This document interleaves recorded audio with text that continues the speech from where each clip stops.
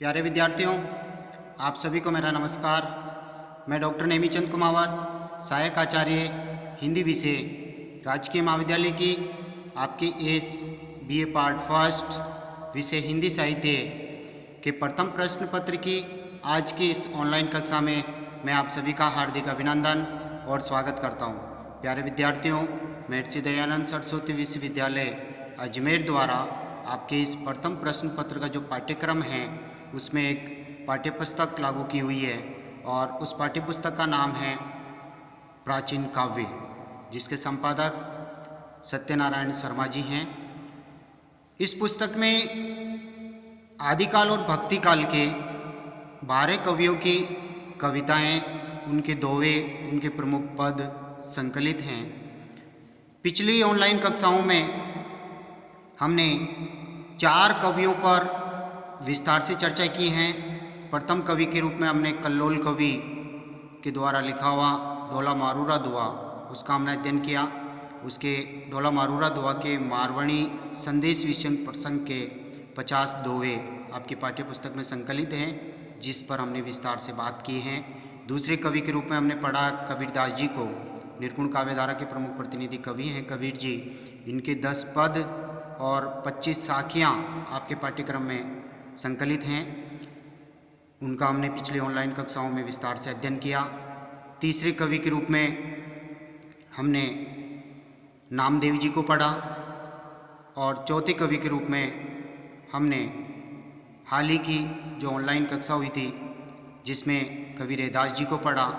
और आज हम 5वां अध्याय शुरू करने जा रहे हैं। गुरु नानक देव, सिख धर्म के संस्थापक गुरु नानक देव जी को आज हम पढ़ने जा रहे हैं, तो आप ध्यान दीजिए।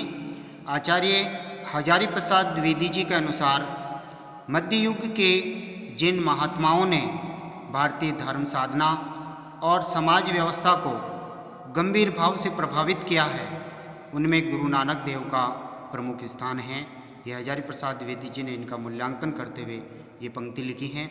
वस्तुतः मध्यकालीन संत साहित्य में गुरु नानक का महत्व कबीर के समान ही रहा है। कबीर के समान ही इन्होंने व्यष्टि के लिए यानी व्यक्ति के लिए विवेक, वैराग्य, भक्ति और ज्ञान की अनिवार्यता का संपादन किया, यानी इन पर विशेष रूप से बल दिया। समष्टि के लिए यानी समाज के लिए इन्होंने सदाचार, संयम और सामाजिक उन्नयन की भावना का संस्थापन किया, यानी इन पर विशेष बल दिया। इन नैतिक मूल्यों की इन्होंने स्थापना की अपनी वाणी के माध्यम से, अपनी संत वाणी के माध्यम से। गुरु नानक जी का जन्म संवत 1526 विक्रमी में पंजाब के तिलवंडी नामक गांव में कालूराम खत्री जी के यहाँ हुआ था। ये सिख धर्म के प्रवर्तक माने जाते हैं, इसलिए इनका जन्म स्थान तिलवंडी, जो अब ननकाना साहब नाम से अत्यंत विख्यात और चर्चित हैं और पश्चिमी पाकिस्तान में हैं। सिखों का तीर्थस्थल ये माना जाता है ननकाना साहब। धर्मप्राण सिख प्रतिवर्ष वहाँ तीर्थ यात्रा करने जाते हैं। बचपन से ही इनका रुझान शांत, मननशील यानी चिंतनशील और साधु जीवन की ओर रहा है। सादा जीवन, उच्च विचार की पंक्ति इनके ऊपर चरितार्थ होती है। आगे चलकर इनका विवाह भी हुआ, 2 पुत्र भी उत्पन्न हुए, परंतु इनका मन गृहस्थी और व्यवसाय में न लग सका। ये प्राय देश भ्रमण के लिए निकल जाया करते थे और वहाँ विभिन्न धर्मों, संप्रदायों के साधु संतों, विद्वानों आदि का सत्संग जो होता रहता था, उनमें ये शामिल होते और एक दर्शक बनकर के उनको देखते थे, श्रोता बनकर के उनको सुनते थे। इन्होंने बचपन में पंजाबी, हिंदी, संस्कृत और फारसी भी पढ़ी, परंतु आचार्य रामचंद्र शुक्ल जी का कहना है कि ये भी कबीर के समान विशेष पढ़े लिखे नहीं थे। भ्रमणशील व्यक्ति बहुश्रुत तो होता ही है। बहुश्रुत का तात्पर्य सुने सुनाए ज्ञान पर बहुत बल देते हैं। अपनी अनुभूतियों के आधार पर इन्होंने जो ज्ञान अर्जित किया है, उसी ज्ञान को ये अपने प्रवचनों में उपयोग में लेते हैं, अपने पदों में, अपनी कविताओं में उन्हीं व्यावहारिक ज्ञान को ये अभिव्यक्ति देते हैं और उनकी प्रेरणा जन समुदाय को देते हैं और उनके एक तरह से मानव धर्म की स्थापना करते हैं और मानवीय मूल्यों की उसी ज्ञान के बल पर स्थापना करते हैं। साथ ही शास्त्रों की अपेक्षा यानी वेदों में ब्राह्मण, उपनिषद, ग्रंथ, पुराण आदि जो शास्त्रीय ग्रंथ हैं, इन ग्रंथों की अपेक्षा अपने अनुभव से ही अर्जित ज्ञान पर ही कबीर की तरह इन्होंने भी अधिक बल दिया है। नानक देव में भी हम यही विशेषता पाते हैं। सिख धर्म का प्रवर्तक होने के कारण इनके संबंध में अनैतिहासिक किंवदंतियाँ भी प्रचलित हैं, जैसे नामदेव, रैदास, कबीर आदि के साथ इनकी भेंट हुई थी, ऐसी किंवदंती प्रचलित हैं, जबकि ये तीनों ही उनके पूर्ववर्ती थे, अर्थात नानक देव जी के काफ़ी समय पूर्व ये मौजूद थे। अस्तु गुरु नानक एक भक्त थे। भक्ति भाव में विवल होकर के ये जो भी पद गाया करते थे, कालांतर में उनका संग्रह सिखों के धर्म ग्रंथ गुरु ग्रंथ साहिब में किया गया था। उनके महिला शीर्षक प्रकरण में इनकी संतवाणी संग्रहित हैं। कबीर के समान ये भी निर्गुण निराकार ब्रह्मा के उपासक थे। लोगों की धारणा तो यह है कि भक्ति भावना के क्षेत्र में ये पूर्णतः कबीर के अनुयायी थे, यानी कबीर की विचारधाराओं और मतों का इन्होंने भी अनुपालन किया है। कबीर के समान इन्होंने भी साकारोपासना यानी साकार की उपासना, अवतारवाद यानी अवतार पर विश्वास करना, मूर्ति पूजा, सामाजिक विभेद जैसे ऊंच नीच, वर्ण व्यवस्था आदि का कबीर की तरह इन्होंने भी कटु विरोध किया था। परंतु उनकी इस विरोध में कबीर जैसी अक्खड़ता, कटुता और निर्ममता न होकर एकदम शांत, सौम्य स्वभाव और उदार ही विरोध का रूप अधिक झलकता है। यानी सहज, सौम्य और उदार भाव से इन्होंने विरोध किया है कि ये प्रवृत्तियाँ, सामाजिक बुराइयाँ, कुप्रवृत्तियाँ, अंधविश्वास आदि समाज के लिए घातक हैं। इनमें उलझ करके मनुष्य अपना नैतिक विकास नहीं कर पाता और वो परमात्मा के मार्ग से भटक जाता है। अपने दर्शन में इन्होंने, अपने दार्शनिक विचारों में इन्होंने ज्ञान, कर्म, योग और भक्ति का समन्वय किया है। कबीर अपने परम तत्व को राम कहते हैं। दशरथ नंदन राम नहीं, बल्कि निर्गुण निराकार अजन्मा राम। और नानक देव उसी राम को शब्द या वाणी के नाम से पुकारते हैं, उसे वाणी कहते हैं या वो शब्द कहते हैं। नानक का ये परम तत्व स्वयंभू है, यानी परमात्मा है, जो निर्गुण निराकार अजन्मा है और सहज ही प्राप्त होने वाला है। गुरु से आशीर्वाद प्राप्त करके, गुरु से ज्ञान अर्जित करके और उनके द्वारा सुझाए हुए मार्ग पर यदि मनुष्य चले और अपनी एक तरह से विषय वासनाओं पर वो नियंत्रण करके यदि वो चले, आत्मा उसकी पवित्र शुद्ध हो जाए, तो एक तरह से उसके ऊपर ईश्वर की कृपा हो सकती है। यानी अजन्मा है इनका परमात्मा, जो सहज प्राप्त होने वाले हैं और उसकी प्राप्ति गुरु की कृपा के द्वारा ही होती है, ऐसा नानक देव जी का मानना है। नानक जीवन की सार्थकता भगवान के ध्यान और नाम स्मरण में निरंतर निरत बने रहने में ही मानते हैं, अर्थात प्रभु का हमेशा ध्यान करना चाहिए, प्रातःकाल उनका स्मरण करते रहना चाहिए, नाम का बार बार जप करते रहना चाहिए। उससे ही परमात्मा की साक्षात अनुभूति हमें होती है। भगवान के भजन के सम्मुख अन्य सारे तत्व गौण हैं। उस परम तत्व को प्राप्त कर लेने से संसार के सारे क्लेश कट जाते हैं, यानी एक साधक मुक्तात्मा बन जाता है, यानी वो सांसारिक माया मोह से मुक्त हो जाता है। यानी दैनिक कर्म करते हुए भी हमें परमात्मा को याद करते रहना चाहिए, ताकि सांसारिक कष्टों से हमें मुक्ति मिले और हम एक साधक मुक्त आत्मा के रूप में सामने आ जाएं। कबीर के समान इन्होंने भी राम को अपना प्रियतम माना है। जैसे नानक जी की ये पंक्ति हैं, मेरा मनो राता लाल प्यारे राम, अर्थात मेरा मन जो है प्रभु श्री राम के, प्रभु राम के प्रेम में डूब गया है, लाल हो गया है, उसी भक्ति में रंग गया है। विनय भावना, कोमलता, मृदुता आदि में इनकी तुलना संत रैदास जी से भी की जा सकती है। कबीर ने अपने समकालीन और परवर्ती युग पर गहरा प्रभाव डाला था। प्रभाव की दृष्टि से नानक देव कबीर से कहीं अधिक श्रेष्ठ और आगे बढ़े हुए दिखाई पड़ते हैं।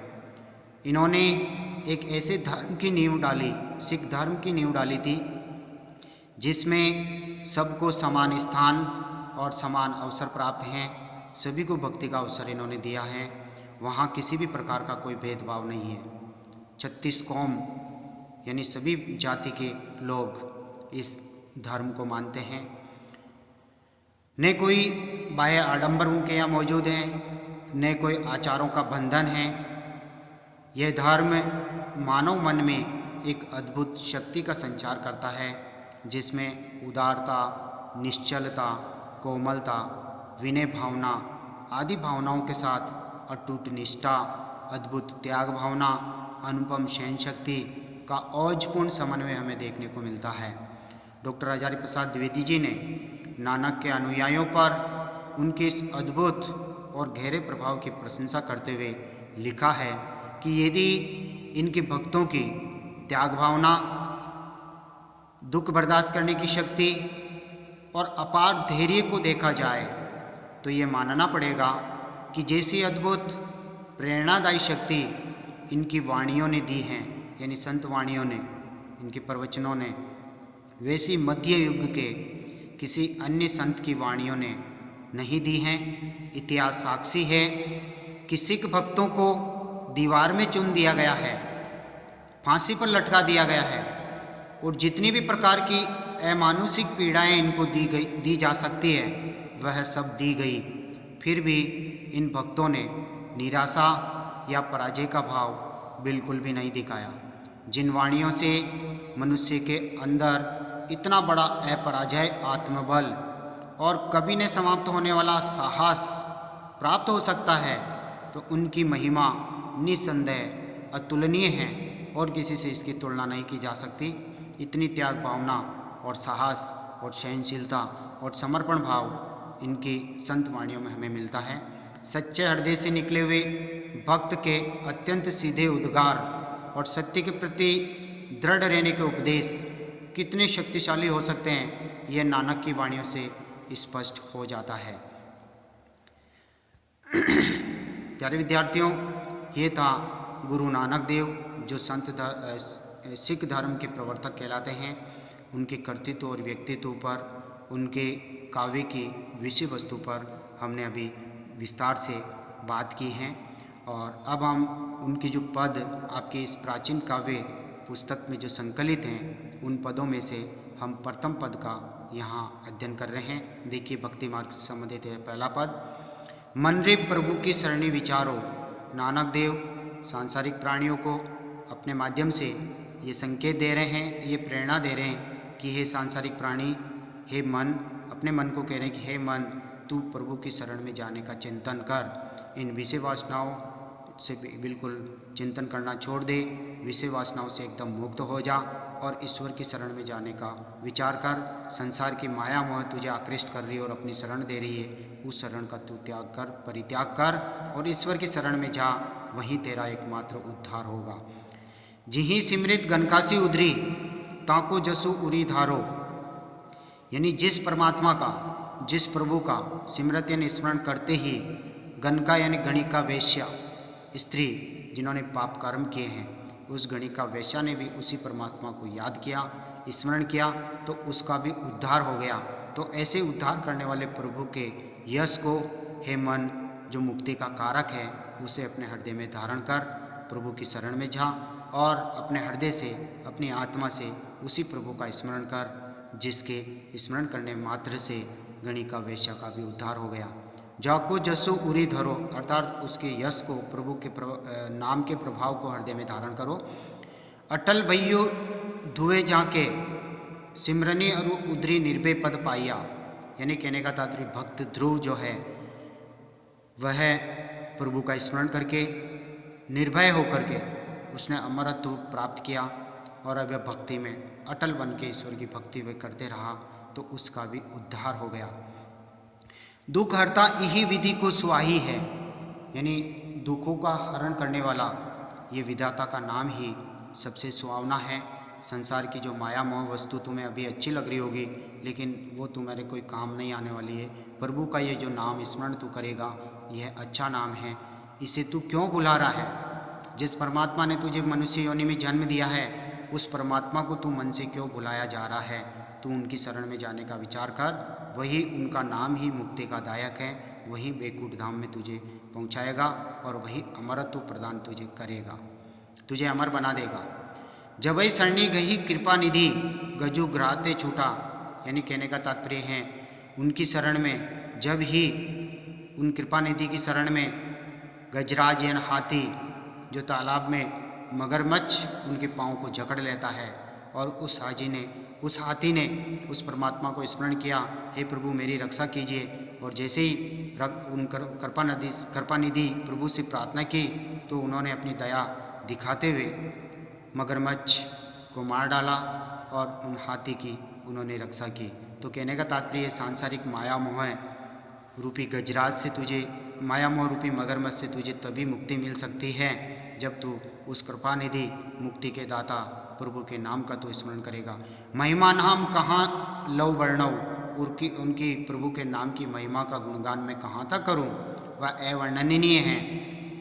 उनके उद्धारक रूप का मैं कहाँ तक वर्णन करूं?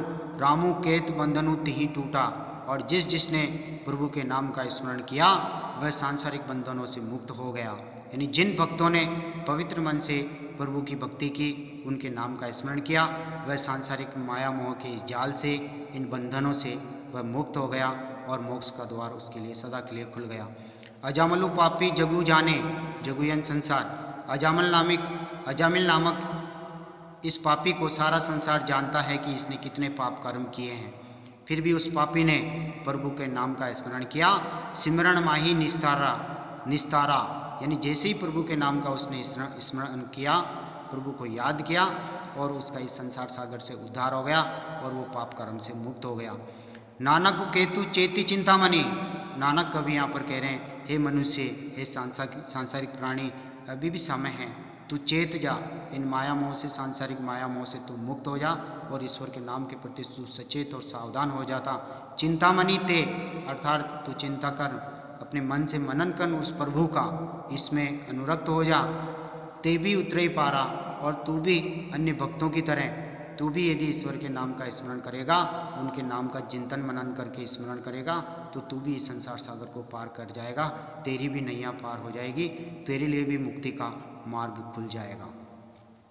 तो यहाँ हमने नानक देव जी के कर्तृत्व, व्यक्तित्व और उनकी काव्य की विषय वस्तु पर हमने विस्तार से बात की है, और उनके प्रथम पद का हमने विस्तार से अध्ययन किया है। आज की इस ऑनलाइन कक्षा को मैं यहीं समाप्त करता हूँ।